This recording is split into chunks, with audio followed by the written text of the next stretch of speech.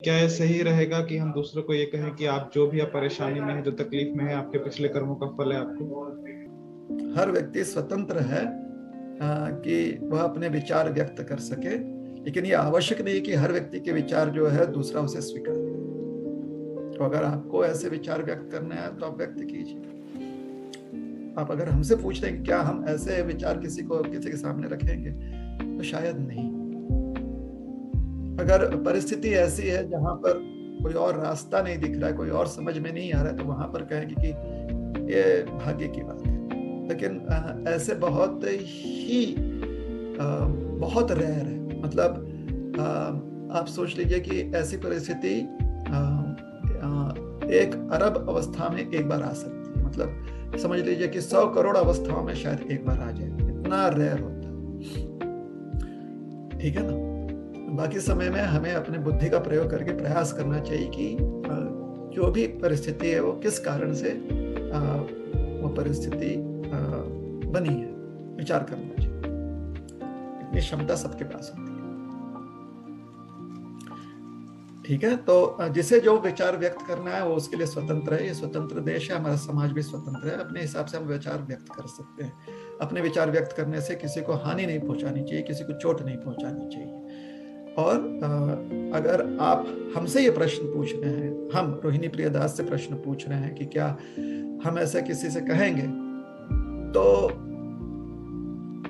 स्पष्ट उत्तर ये होगा कि अधिकांश रूप से बिल्कुल नहीं कहेंगे। हम विश्लेषण करना चाहेंगे कि क्या जरूरत, किन चीजों की जरूरत थी, या कौन सी चीजें कम हो गई जिसकी वजह से वो परिस्थिति उत्पन्न हुई है, या किन चीजों के जुड़ने की वजह से वो परिस्थिति उत्पन्न हुई है। और जब कहीं पर भी और कुछ समझ में ना आए, विचार विमर्श करने के पश्चात भी समझ में ना आए, ये पता चले कि ये हमारे बल शक्ति से कहीं बाहर, मतलब कहीं अधिक कोई शक्ति प्रदर्शन है, तो वहां पर हम भाग्य की बात करेंगे। अन्यथा कर्मनिष्ठ रहना यह बहुत आवश्यक है।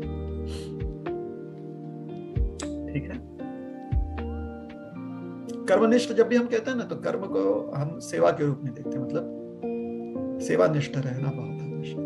तो यही हमारे बहुत सारे वैष्णव आचार्य अपने जीवनी से सिखाते हैं। वो अपने जीवनी से यही सिखाते हैं कि भाग्य जो है अनुकूल हो या प्रतिकूल हो, जो भी हो, वो तो भाग्य की बात है।